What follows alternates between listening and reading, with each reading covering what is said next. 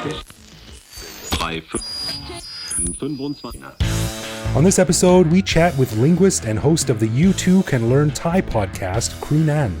So if you want a fun and different angle on learning Thai, you'll love this episode of the Bangkok Podcast.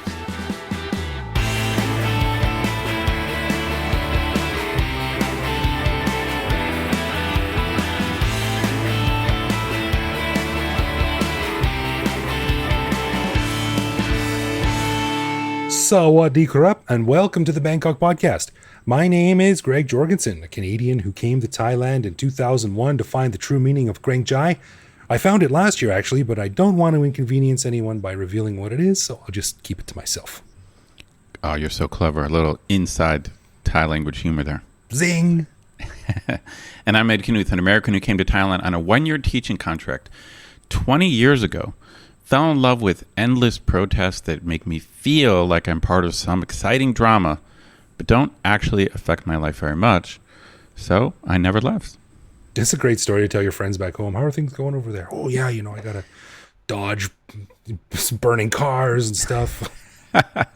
we get to feel like we're part of some drama, but actually we're pretty safe. That's right. The biggest posers ever. We want to say a quick thank you to one of our patrons, Peter Kostovchik, who supports us at the show shoutout level. Stick around after our interview with Kru Nan from You Too Can Learn Thai podcast to learn why Peter needs to start a hidden camera comedy series with one of our other recent patron shoutouts.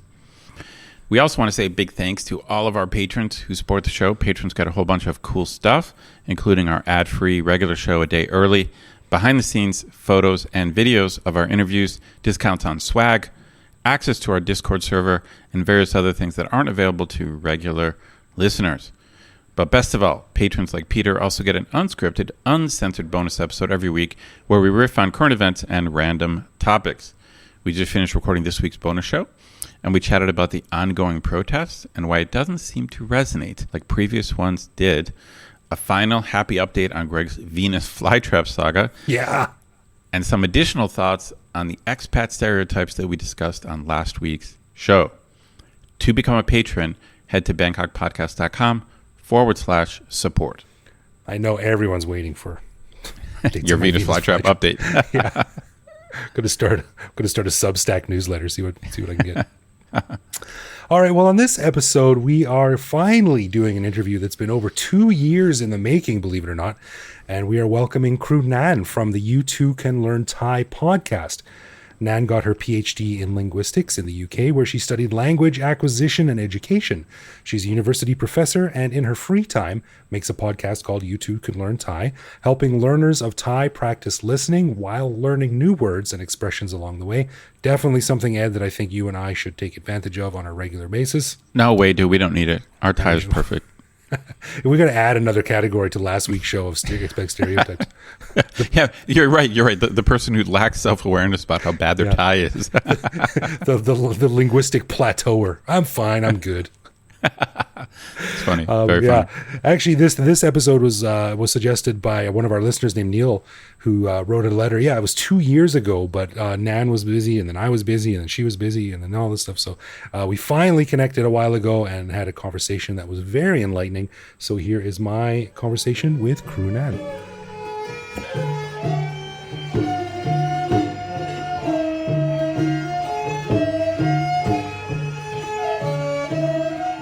Well, hello, Nan. Thank you for coming on the Bangkok podcast, and welcome to the show. Thank you for having me. Now, you're joining us from America, Mm-hmm. So you're up in the morning, and I'm talking in the evening.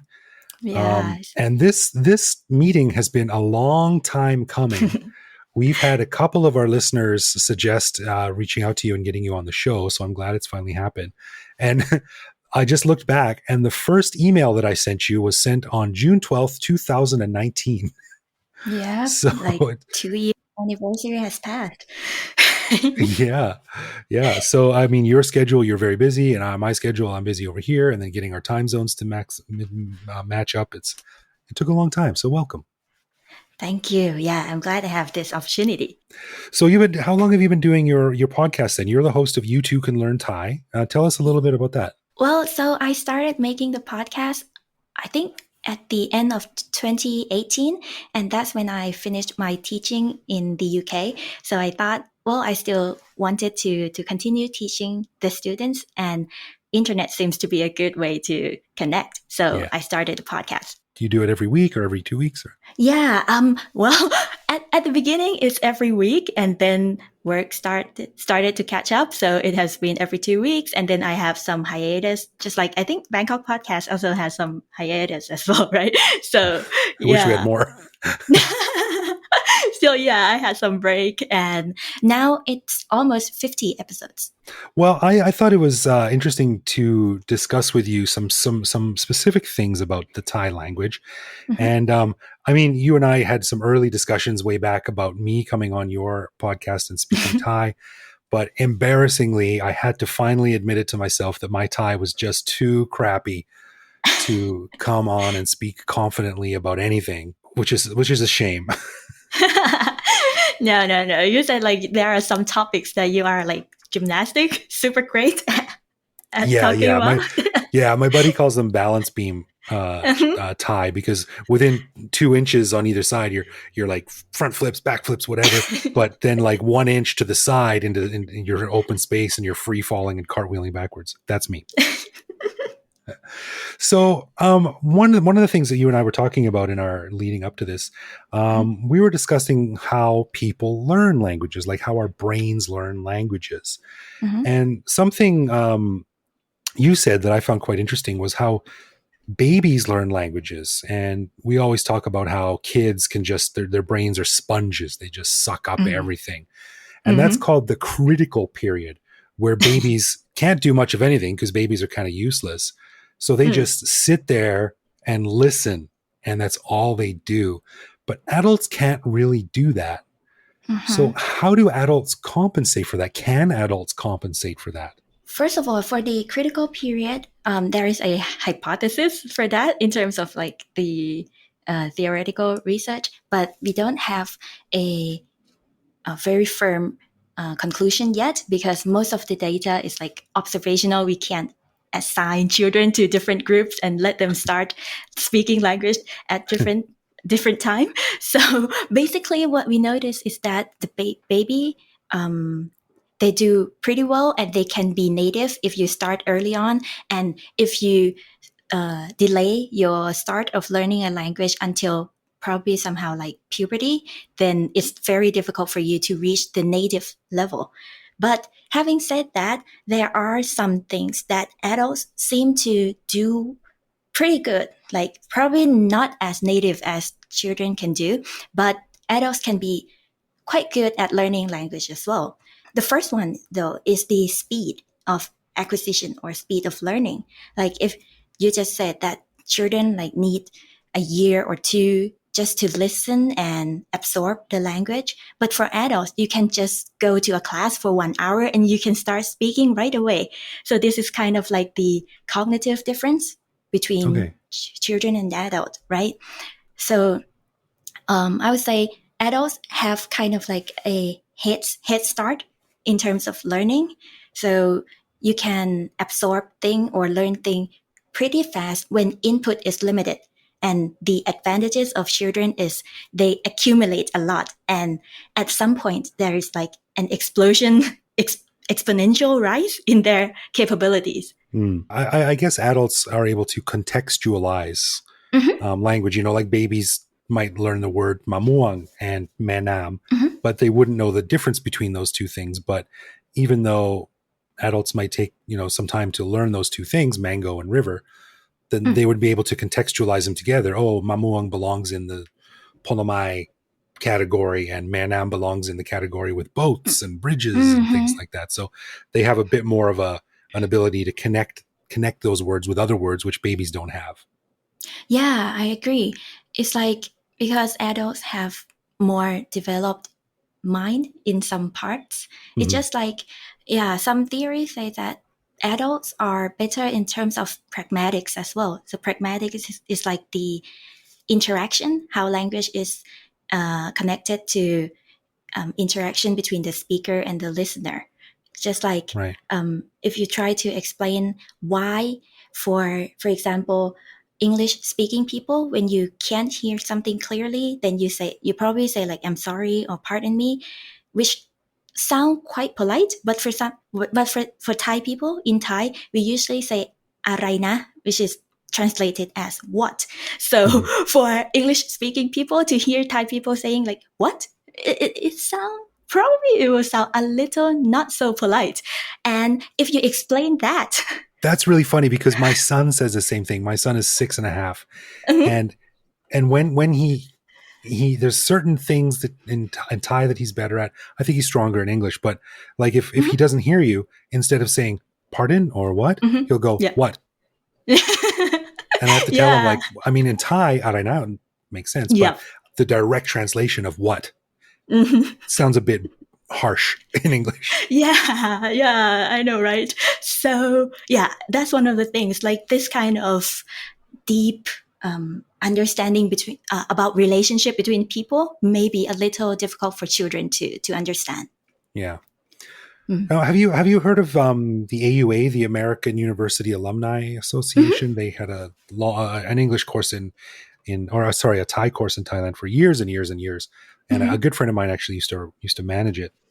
And I was never really on board with their process. And the process, as I understand it, was that you would show up to their class and you would just sit there and listen for however many weeks it was before you were allowed to talk.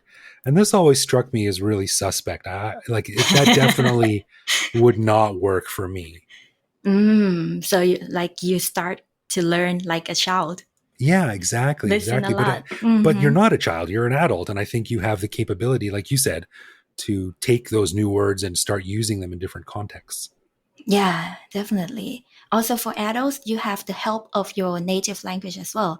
Like you just talked about mango. So for kids in order to learn about mango, they probably need to smell it, eat it, touch it. But for adult, I tell you, mamuang is mango. You don't need to go through all those kinds of activities. Right. You know what it is. Right. So we can automatically assign a color and a shape and a taste to it. Yeah. Right. Whereas kids just poop their pants and start crying. They need time. Yeah. So you are a Thai teacher too. Yes. And you teach advanced Thai? Is that mostly advanced Thai? Well, mostly it's beginners, but recently I have been teaching advanced and I find it very interesting. How come? Well, because first of all, there aren't many materials or impressions of how people teach advanced students because most people start as a beginner, and when you reach intermediate or upper beginner level, many people give up. So there aren't many materials you can find for advanced teaching. And also, secondly, because I think there are some strategies for advanced students that are different from beginners. Like if for me, I would consider myself speaking English as probably like upper intermediate or near advanced. And I notice myself as well, like when I speak English, there are ways that I can get around. Like I can keep the communication going, but actually I'm not saying what I really want to say. Like I can't find the words that I want to say, something like that. And I think one of the point of advanced teaching is to get to those problems. Like sometimes they can get around, but I want to teach them like extra words, the words that can help them achieve like what they really want. So it's kind of different from beginner teaching, I think. Yes, I feel the same way with Thai, because oftentimes I will say like, okay, I want to say this in Thai, da, da, da, da, da. And I figure it out in my head. Okay, you say this and this and this. I'm pretty sure that's right. And then I'll hear a Thai person say the exact same sentence, the same meaning, but use completely different words. And it's really frustrating. It's like, because you're like, oh God, like I wanted to say it and I think I was going to be successful, but there's so many different ways to say the same thing. Yeah. So one of the things for the advanced, in addition to being able to touch on different topics, is that you can find like the exact thing, or being like speaking in a culturally appropriate way. Yeah, I think. Right. Like when I say alaiwa, I copy my Thai friends and they say, you can't say that. You said that. There And I are said, different standards between yeah, foreigners. apparently. So when you teach this, for instance, say if you were teaching a beginner's class and Mhm. then, your beginner's class finished at 1 p.m. and then at 1 p.m. you had an advanced learners class, how would you need to adjust the way you think about what you're about to teach and your lessons? Would it really be different in how you approached your teaching style? Well, first of all, the teaching style main difference is that for advanced students, I use Thai to teach Thai. So all the explanation, everything, all interactions in the class is in Thai. So that's kind of mind shift a little bit. Like it's a shift a little bit. So I'm in a Thai context now, and it's good for them as well to listen to Thai every time, like all the time during the Yeah. class. And yeah, because we do some lesson planning. So I'll need to go through like everything one more time in order to like familiarize with the difficulty or the text that I'm going to teach. So yes, we need to do some shift. Yeah. What are your lessons like for advanced learners? Like what do you teach them? Do you teach them reading out of a book, or do you teach them role playing or things like that? Yeah, so I try to include a combination of different things, but my number one rule for picking what to teach for the advanced students is that the material needs to be authentic. So it has to be something created by Thai people for Thai people, not created by Thai people for foreigners. It's kind of Oh, different, right? For beginners, textbooks, of course, they are created for learners, and there are like explanations, and oh, it's like a long way of picking, sifting through the grammar points and vocabulary, etc. But for advanced students, I use like sometimes it's an article online, but for articles online, for online stuff, sometimes we need to do some editing for like typos and or punctuation, those yeah. kind of stuff. But I try to keep them minimal. And we also do podcasts. There are quite a few Thai podcasts that are very good. So I let them listen to the podcast, and then we do the discussion or extended practice during the classroom. So their work is not light. So they need to read if it's like a text, then they need to read beforehand. If it's a podcast or videos, then they need to watch or listen beforehand, and then we do extended practice during the classroom. Right. And you mentioned that you like to use a lot of like comedy material, pop culture material as well. Why is that? Well, first of all, I think pop culture and comedy is interesting. It's like um, it doesn't feel like learning for students somehow, because we probably noticed that out of the classroom, actually the students, they watch Thai movies by themselves, even though it's not required. They watch Thai series. So when it's entertainment, it doesn't feel like learning. It's just like when at work, you would say, do what you love and you will never work a day in your life. So Yeah. just something like that. So I try to find something that they enjoy. That's one of the reasons. And another reason is that there are so many linguistic and cultural references in pop culture and comedy materials. That's right. That's right. We'll get into that in more detail in a second, but I totally get what you're saying because, like, a lot of these Thai textbooks are pretty dry. Somchai goes to the market, and he buys some fruit or whatever. But I would much rather, like Greg, explain the plot of the Simpsons episode in Thai. Like that for Mm-hmm. me would be a really interesting challenge. And I Mm-hmm. would respond very well to that, I think. But it's this sort of dry material that's been around for 100 years that is really Mm-hmm. kind of a slog to get through. Yeah, indeed. I guess book is good in terms of it's there. You can Well, write it once they and it's work, but always there. Yeah. But yeah, for this kind of like, for example, the comedy and stuff, one is that the cultural and linguistic reference, sometimes they change as well.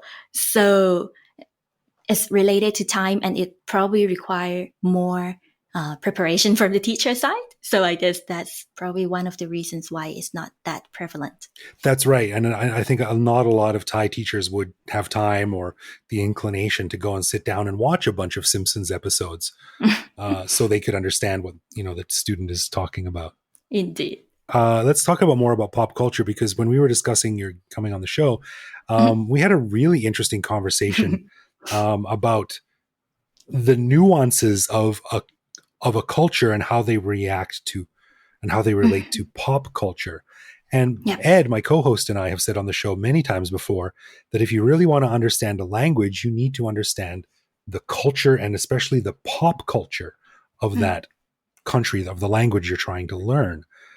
It just there's so much shorthand and slang and jokes and references that get thrown around, just like in English, that are really hard to get if you don't understand the culture of Thailand, because we're talking about learning Thai.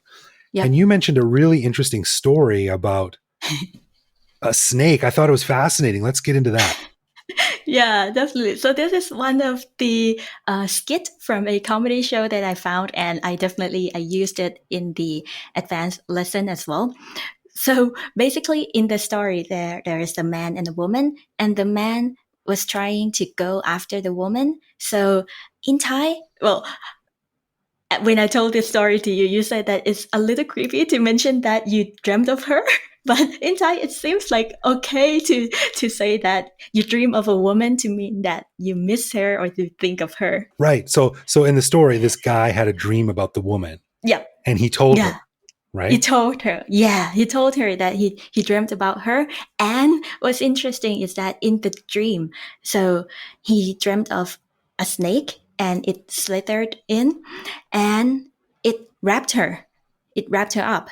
And then he was kind of like he did a heroic act and he went on and killed the snake. Right. Okay. So here there is some references or some cultural background. So first of all, to say that you think of someone by saying that you have dreamt of someone, it sounds quite okay to Thai people.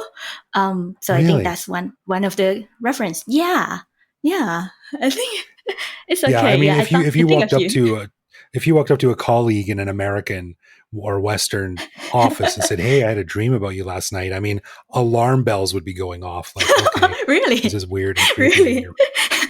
Yeah, that's not something you would do. Interesting. Yeah. But in Thai, it's like, oh, you're thinking about me. Ooh, that's a bit romantic. Yeah, indeed. Especially in terms of like the romantic side. And so I guess this is kind of like the first cultural difference. And the second one is about the snake, like slithering in. So, and wrapping her up.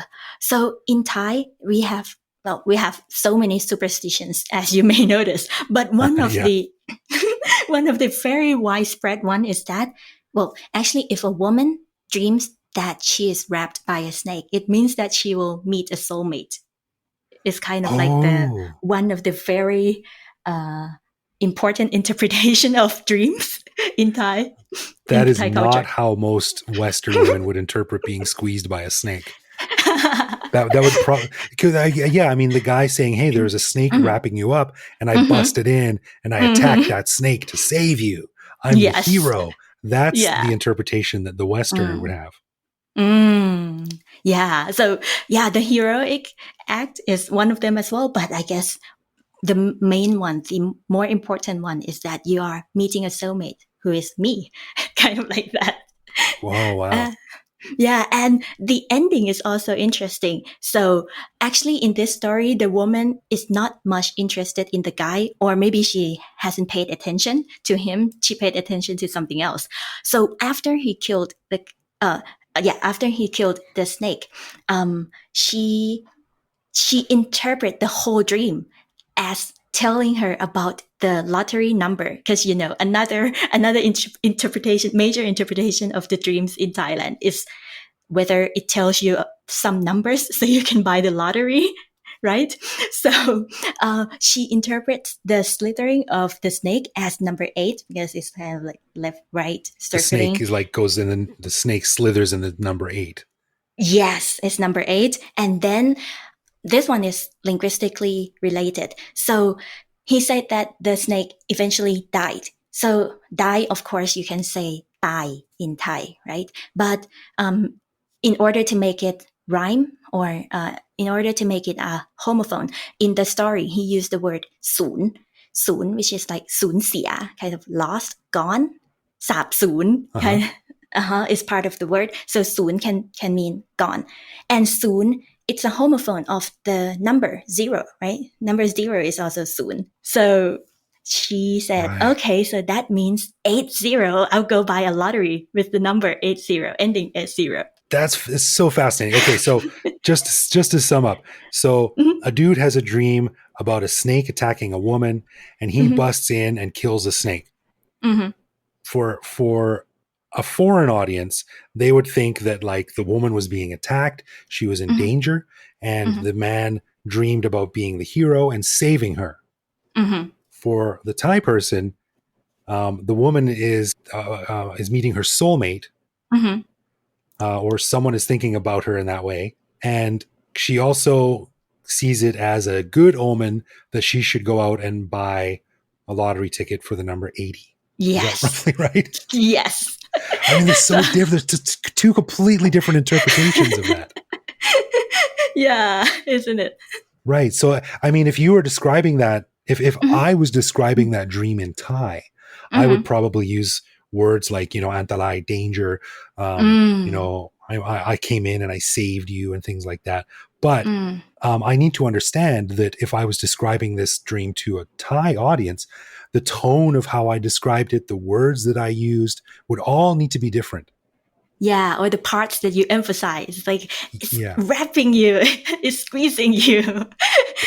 It's So that squeezing you with love rather than attacking you to kill you and eat you. indeed. Yeah, that's fascinating. And that's a really good example, right? Like, Mhm. this very simple thing can be completely misinterpreted based on just cultural nuance. Yeah, definitely. And there are like both cultural and linguistics reference as well, like the numbers soon. Hmm. Yeah, so another one is also related to the language and culture. So you know that kids are adorable. You have a kid, and especially baby, Well, especially okay, let's when just say they're he was a adorable. baby. Well, most of the time, yeah. Most of the time, yeah. So when you see like cute babies in Thailand, what do you say to the baby or to the parents?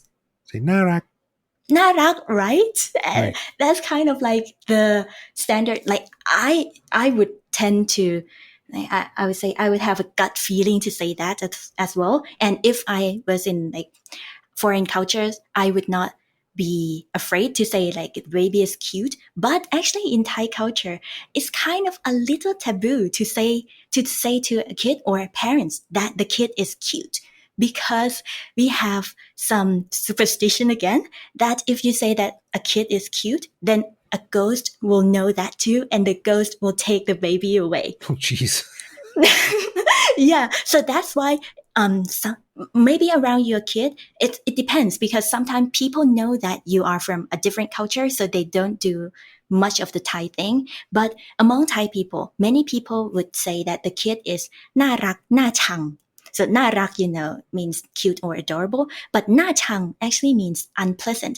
ชัง actually means hate. So it's like I love to hate it. So น่ารักน่าชัง is like adorable but unpleasant. So in this way, the ghost will not notice the kid and will not take the kid away. Oh, wow, that's amazing. I Mm-hmm. And cannot some people, imagine yep. the face of a parent in Canada if I walked up and said, your baby is adorable but unpleasant. Yeah. And some people like even went a step further and just say like น่าเกลียดน่าชัง, like ugly and unpleasant. Yeah. Yeah. And it's like, if you are Thai people, then they will not react too harshly on that, because we know that this is not intended. And sometimes we say that with a smile, but the words that come out of your mouth is ugly. Wow, that's interesting. I've never heard that before. And I'm trying to think back of what people said to my kid. Maybe he just wasn't that narak. I don't know. I can't remember. No, he was a pretty cute kid. What about when you walk up to a baby and you go like, "Bumpui"? and you poke them or something. Oh, I say. Actually, people come up to me and say that sometimes too. It means chubby. You mean like you or your kid? You yourself? Both. Fun. This is a bit of a detour, but I had an ex-girlfriend one time, and she used to call me Toi Noi. Oh, they know. Toi Noi, which means like chubby but Chubby, fat cute. but cute or something like that. Mm-hmm. And she eventually got used to using it so much that we'd go to a restaurant or something, and she'd be like, Toi Noi, what do you want? And the waiter would be like, stop calling me Toi Noi. Yeah, I know, right? Because, well, this is another thing. It might not be language related, but this is definitely the culture. In Thai, you can say like, you can talk about the shape of a person, like whether they are a little chubby, etc., or like whether they are a little short. You can use those terms in an affectionate way, like the intention of your girlfriend. I'm sure that she was trying to be affectionate, but sometimes for foreigners, when you say I'm chubby, it sounds a little weird. Yeah. And that's a big issue that I think, I mean, we're getting off into a different topic here, but that's probably one of the most difficult issues that foreigners have to deal with when they first come here, is just the absolute blunt directness that Thai people have about how you look. And I mean, I'll use me again as an example because it's my show. But when I first started teaching here, I started teaching at a high school around November. And as I was being led around to being introduced to all the teachers in my department, almost all of them said like, "Oh, great, you can play Santa because you're fat." And I'd been in Thailand for like, 4 months or something, and I'm like, "Oh, wow." It took me a long time to realize that they meant it as a compliment. Like, you can play this role so well. We're excited about this. This is great to have you here. Whereas in Canada, I would probably get punched in the face if I'd said that. Indeed, yeah. And sometimes it's just like it's unnoticed among Thai people. We just like say it naturally, not noticing that it might offend somebody. Yeah, that's interesting. And I think, I mean, as foreigners, we are in Thailand, and to expect Thai people to adapt to our culture is ridiculous. So I think it's important that, if we are trying to learn Thai, that we also try to understand the cultural side of the language too, not just the grammatical side of it, because they kind of complement each other. Indeed. Well, Nan, what we do with our $5 patrons is we give them a heads up when we have some guests coming on the show. And I have a couple of questions here from our buddy Mike. And as we were just talking about this, he said he wanted me to ask, when you talked about how understanding a culture helps you understand a language, Nan, what are your thoughts on how learning a language helps you understand the culture? I think definitely there is a relationship to that, because language and culture are like two sides of the same coin. You can't separate them apart. Right. And what I can think of now is that there are so many Thai words that are related to Jai, like the heart. Sure. And yeah, I think it kind of, if you understand the words, the language, then it kind of help you understand a little bit about how Thai people think, the logic of Thai people. For example, I think a very classic one is like Greng Jai. Greng Jai, of course, yes. Yeah, it's kind of one of the concepts that is pretty difficult to explain to foreigners, or at least translate to a foreign language. But if you take it apart, the language, and Jai is something related to the heart, and Greng maybe Greng has a meaning of a little like scared or taken back, is kind of the meaning behind Greng. So Greng Jai is like you are being considerate. You think about you think for someone, and you do not want to offend that person. So that's why you kind of like you take yourself back a little bit. So Right. I think, yeah, this helps understand like the culture or how we use like Greng Jai. Sure. Yeah, definitely. And I think also, I mean, I when you learn, like Na Dam, or, then you have to understand that Thais don't like dark skin, and they attribute a whole sort of negative aura around that. And there's language built up around that as well. So it very much goes back and forth, and they both bounce off of each other. Indeed. And another question from Mike. He said, what's your take on the most challenging aspects of learning the Thai language? For me, it would be the tones. And I got to say, Mike, I'm on board, man. I agree. Those tones are killer. And there are days when I am trying to learn something and I am convinced that hundreds of years ago, Thai people got around a campfire and were like, look, we're going to make this impossible for foreigners to learn. And not only that, we're going to make it so that if you say the wrong tone, you're going to sound really talung, like very dirty. And for instance, like I tell Thai people another time, I say, the word glai is very close to the word glai. And a lot of times they're like, oh, yeah, I guess it is. And I'm like, you guess? I mean, it's clear that they're very similar. So I'm sorry, I'm talking too much, but as you teach your students, what are some of the most difficult elements for them to learn? Well, I say, of course, Mike, I understand your difficulty. And I think for people who come from the background without tones are definitely one of the most difficult ones. But, well, I have to say that some of my students, they come from backgrounds with tones, like Chinese. In Chinese language, they have tones. So actually, it might not be like the universal difficulty among all learners. Interesting. Okay. Yeah. I would say another thing though, and I don't mean to say that tones aren't difficult, but giving another example, I think, well, it's actually vocabulary and the intricate or the subtle meanings behind words. It's just like grain dye that we just talked before. There are so many notions or concepts that are difficult to understand. And back to what we did in the main interview, there are so many like cultural references in that that you need to understand in order to understand the word. Also, another thing about vocabulary is that, because if you notice, actually the Thai sentence is not that complex. Like you have subject, verb, object, and you don't really have like the inflection, like the in English SED kind of like that. So actually, you probably don't get that much of a clue from other parts of the language, and that puts more emphasis or more importance to the vocabulary or how you arrange the sentence. Oh, I see. Okay. Mm-hmm.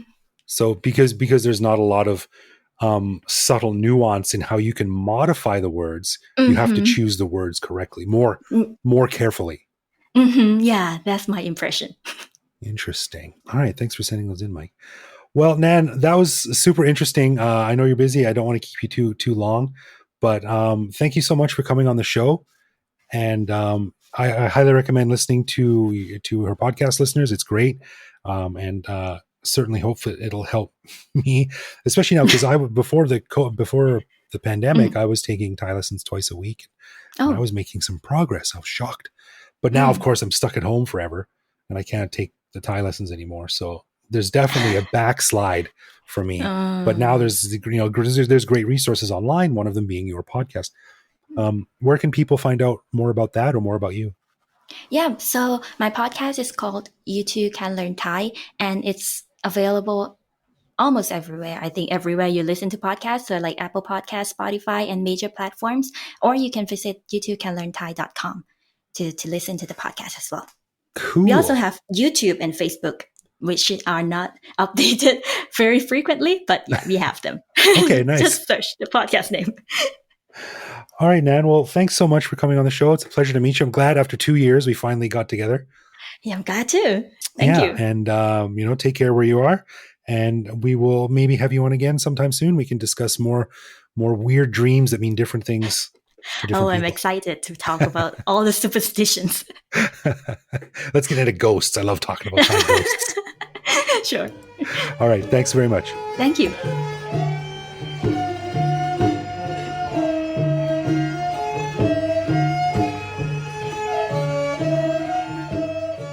Man, it's kind of funny that you and I know so many linguists and Thai teachers. So it's in a way we're compensating.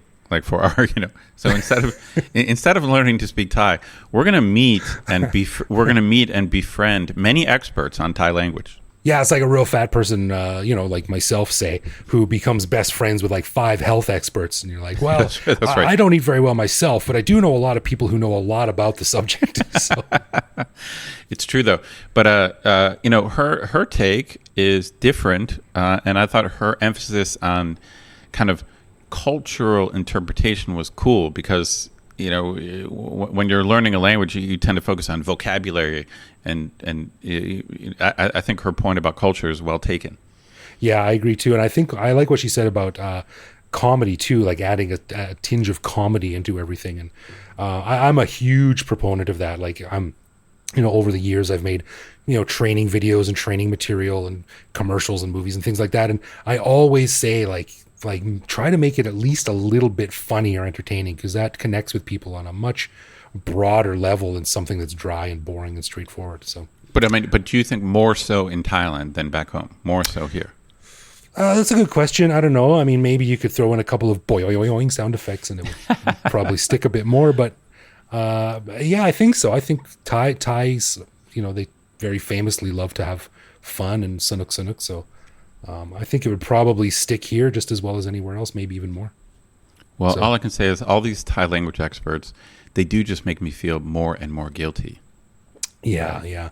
We have been saying that, though, every Thai language show for the past 3 years. So I'm just wondering how far the depths of guilt can go before. Hey, in the next 10 years, we can find 10 new experts, and we'll just keep interviewing experts on Thai language. That's all we have to do.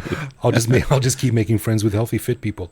So, but anyway, it's a very great podcast, and many thanks to Nan for coming on the show. We finally found a time to connect, and everyone, if you are interested in learning Thai, it's a great, easy, short podcast. It's not like a 3-hour diatribe, but like on the advanced concepts and stuff like that. It's a fun, easy listen, and it's easy to learn new stuff with her show. So cool. Definitely check it out. That's You Too Can Learn Thai, and cool. Thanks a lot, Nan, for coming on.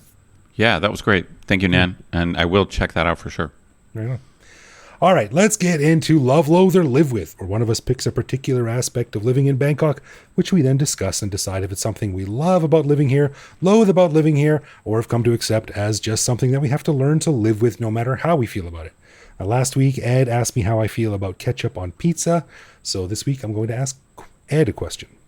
Cool. I got to say, I think we're going to lose half our listeners and probably several close friends because I came out last week and said I'm a live with on ketchup on pizza. I can't believe, if you would not have surprised me with that, if you would have told me that ahead of time, I would have been like, okay, dude, let's do it different. We don't want people to know. How do I? I don't want to embarrass me. That's right. I didn't want to embarrass you, but it's out now. To be clear, again, I don't put ketchup on pizza. But in the past, when I've had it, it ain't 100% Okay, bad. don't repeat it. Don't repeat it. I'm just digging myself a hole. That's all right. Right. Well, anyway, so Ed, you've had some birthdays here. I think you've had about 20 birthdays in Thailand. That's right. That is correct. About the same as me. So what's your take on when you go to a place and they sing happy birthday to you, the staff or your friends or whatever, and instead of going, happy birthday, dear Ed, they go, happy birthday, happy birthday. It's the depersonalization of the birthday song. What's your take? Oh, dude, this is a great question. It's a very Thai thing. Now, I do notice that sometimes they do put the name in there, but I can't quite figure it out because at least back home, I remember the name always being in there. In other words, you don't decide to sing the song. You don't until you figure out what the person's name is. So it's a prerequisite, right? I never heard the song without the name until I came to Thailand. That's right. And now here it seems like majority is without the name. So I don't like it. I'm with you, man. It's depersonalizing. I think it's not just singing the song, but by putting the name in, you make it something special, right? Yeah. It's like, hey, this is your day, man. We're here for you. That's right. Happy birthday, dear, whatever your name is. Yeah, like we've gone out of our way. Like if you're at a restaurant or something, we've gone out of the way to learn your name and personalize this experience for you. Okay, let's put it in context, though. So what we're asking of Thai people is that they learn a foreign song and then sing it exactly the way we would like it to be sung. So maybe we should just give them credit for singing a happy birthday song in English. Can you really call happy birthday foreign? I mean, it's it is pretty universal, I guess. But pretty still, universal. Still, I don't know. That's a good question. I want to maybe that's a solid measure of Western cultural imperialism. Is how many countries or how often in various countries do they sing the happy birthday song? I think an even more interesting question would be: is there a Thai version of the happy? Like, is it like Sawati Wan Good? You know, well, okay. I have only a small addition to this, which I'm curious what our listeners will think about this. So, way back in the day, this is probably 15 years ago. I was out of Bangkok and with a lot of people I didn't know, and this discussion of the Western happy birthday came up, and a Thai woman there said there is a traditional Thai happy birthday song, and she started to sing it, but the other Thai people were like, really? Like, I never heard that. But then one woman said, like, oh yeah, that's a very old song. Okay. So I'm under the impression, I've had it stuck in my head since that event, that there is actually a traditional Thai happy birthday song, but I don't know if it's that popular. You know, interesting. And it's not a copy of the Western. It's an organic, like, local Thai thing. So I don't know if our listeners. That's a good question for our listeners out there, our Thai listeners and our Thai language people, which who we know a lot of, right? Is there a traditional Thai happy birthday song, and if so, what is it? What are the lyrics? Well, on this issue, I think I'm a begrudging live with, because I don't celebrate my birthday a lot, and I don't particularly like happy birthday being sung to me. But if I'm going to sit there and suffer through it, I would appreciate at least a little bit of personalization. Right. So, I can't say, I probably would go live with, even though it's something that it does bug me, because it's not, okay, so this is not a case where I think you're asking too much, because Thai people are very capable of just asking someone what their name is. It's not like you're not asking them to pronounce some really difficult English word. You know what I mean? Yeah. But then again, I get it. I'm, when in Rome, I'm supposed to do as they do.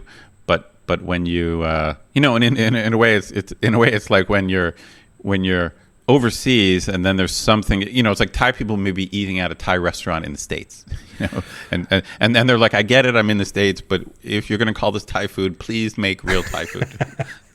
You were talking about this way too much, but I'm going to say maybe there's like another layer to it where Thais are sort of like shy, and they're, they don't want to use someone's nickname if they don't know them in a song. So they have to go with the full name. So they have to sing like happy birthday, dear Som Chawai Songsak with the Akun.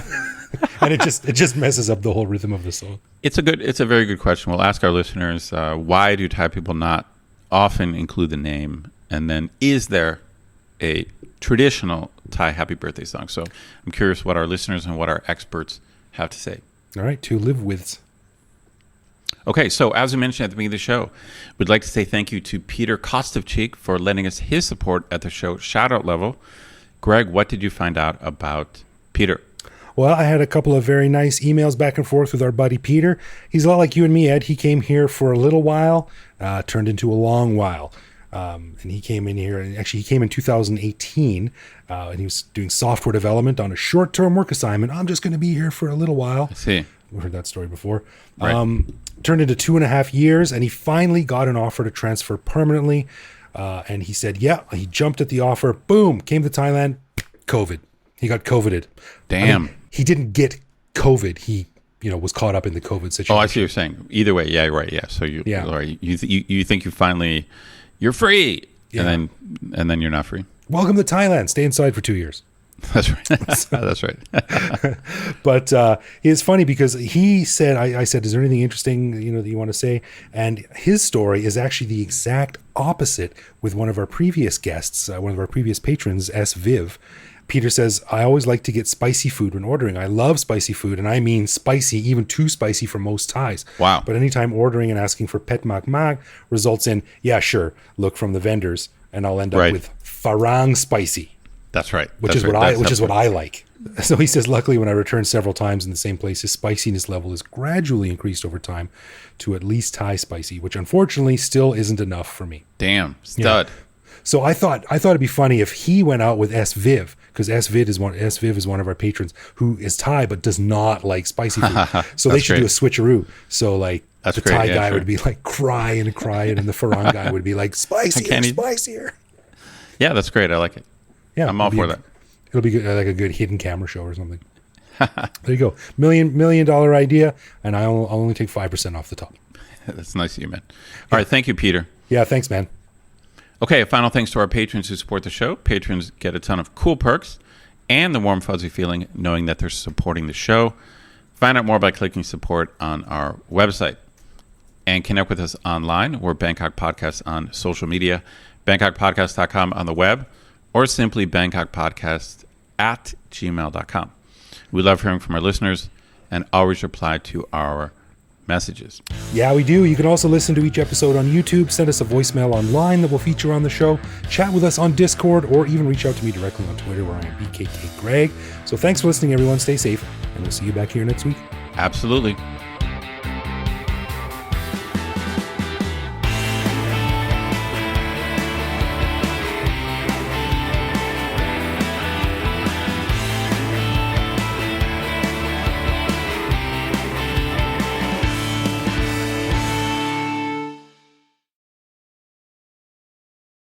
Boom, boom, baby.